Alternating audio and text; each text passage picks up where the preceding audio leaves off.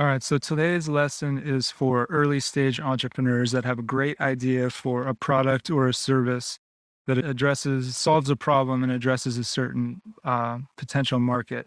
And they don't necessarily have a brand name finalized and a domain name and haven't done any trademark research. So these are just some quick tips and hacks that allow you to save time and come up with better results with your branding. I'm going to do expanded episodes on each of these topics, especially the trademarks one in the future. But this is quick and easy way to save time. So one of the trends is kind of the shorter the better with brand names. You can see that this one has 5 letters and it's very easily read the logo is shrunk down small. When you get into longer ones, it becomes more difficult. Here's an example right here. So you can see, like, if you have 4 letters, it's readable when you have your app icon really small. And once you add a 5th letter, it becomes even less readable, especially when it's like this distance right here or this size right here. So something to be mindful of. Brand bucket allows you to search by number of letters. Remember, the shorter the word, the higher potential that the .com is going to be taken. So you might need to add another word for your website address. But there are a bunch of different TLDs, they're called, for domain extensions, which I'll get into in this video as well. So if you've decided on a name, this is a good way to like look at icons. The first step in branding is really to hone in on the word mark and the font. I mean, it's the easiest thing. You might need to hire a designer or bring a lot of other people in for ideas to come up with some of these names. Or you could, get lucky and find something that fits perfectly with your that resonates with your target audience on a site like Brand Bucket. If you've seen a font on another website that you like say this one right here, if I screenshot this, I can go to search for what the font. It's actually myfonts.com, and you can take a little screenshot of a font that you like, and it'll tell you by pressing the button right here. It'll tell you exactly what that font is and some other variations that are very similar to that. So sans serif means that it doesn't have this little foot like serifs do. Serif is very much for more like professional firms, like law firms, things like that. You see it used a lot. Sans serif is much more common. Display is big, bold print, and script is also kind of popular, kind of in the health and wellness arena and things like that. But if you're like a software company or any other type of brands, especially B2B brand, you're going to want to click on sans serif. So if you want to just search for fonts, show you another little hack in here. So sans serif, these are all sans serif fonts. You can add your text. So the social network I'm building is called 21M, building in public actually. And then you can put this, you can actually grab, if you don't want to buy fonts and you kind of want to just do a logo. Okay, let's say your brand is actually called Motive and you want to look at motif or something like that. And you want to look at it in all lowercase or all uppercase and title case.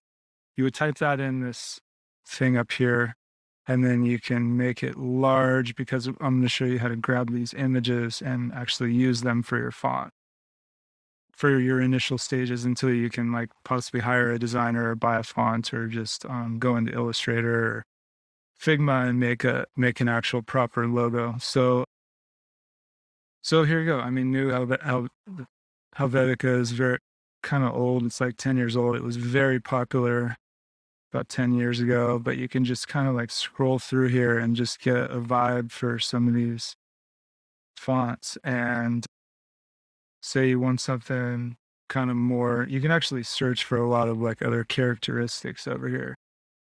And you could search up at the top for modern,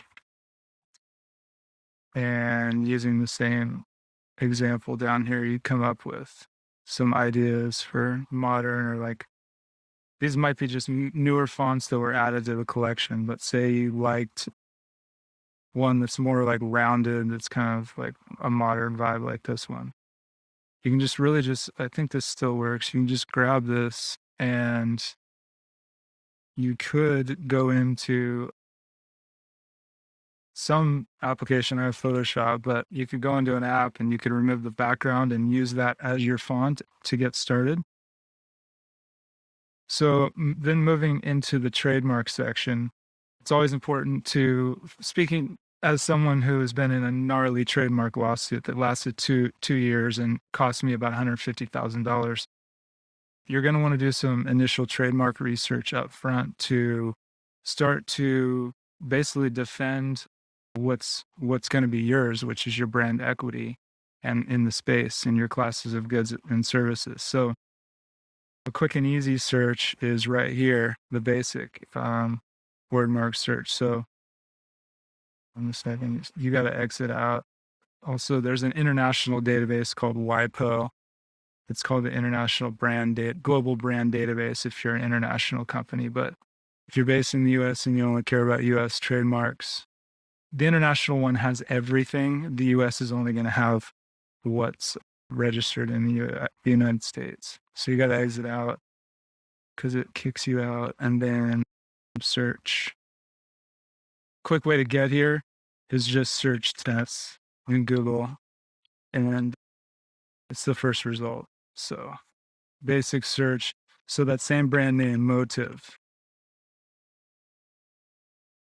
you can see it's used not only 90 times. That's surprising. I thought that word would have been used more. So 90 times. You can look at how many are actually live.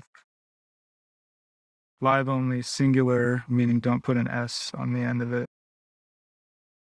So yeah, 39 times Motive has been used or has registered trademarks. If you want to get into an advanced search, here's an example I plugged in.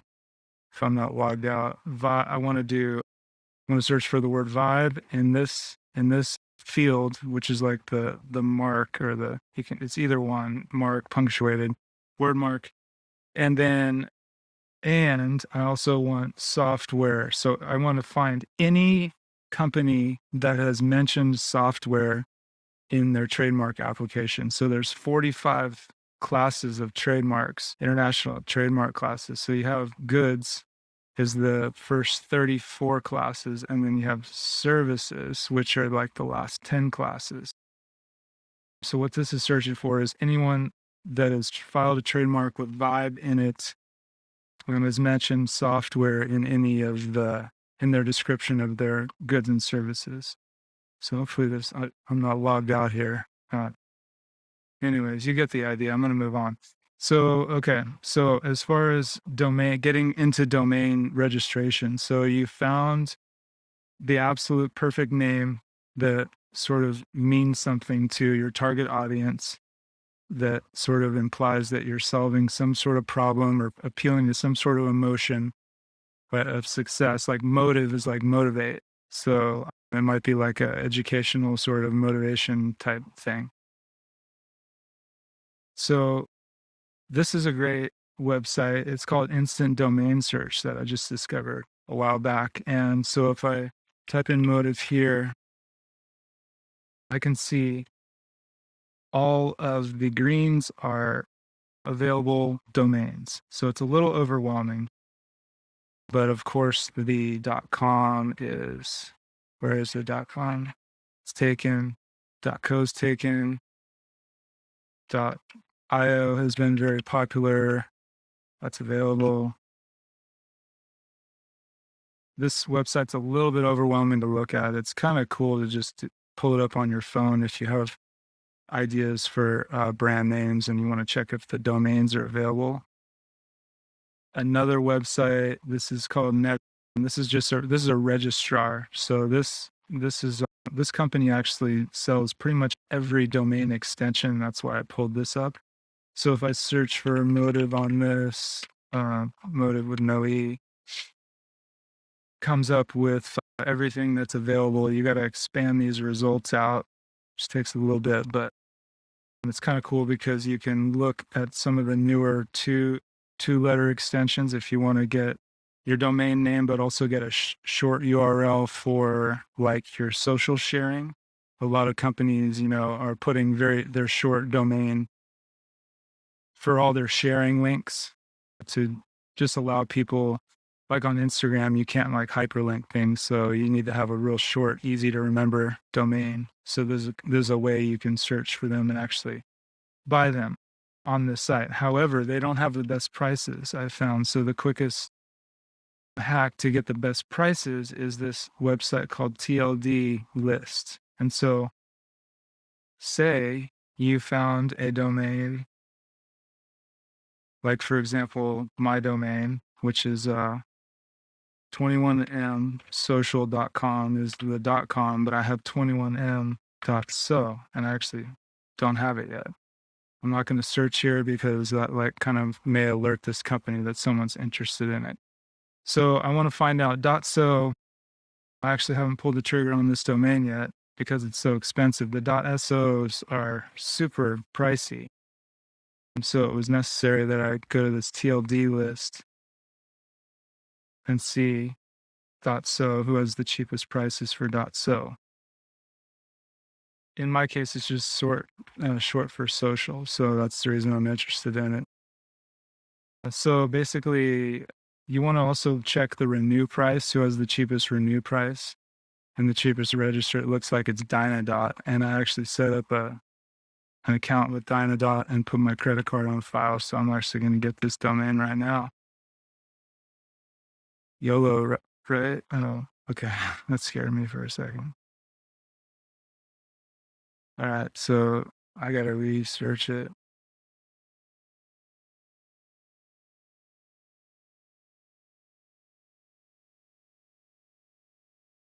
View cart.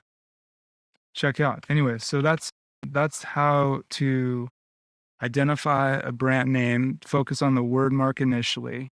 Then you can worry about the icon later. It's really tough to make an icon iconic, like right out of the gates. It's going to take time and brand recognition and awareness. You're going to need to build awareness using various marketing methods.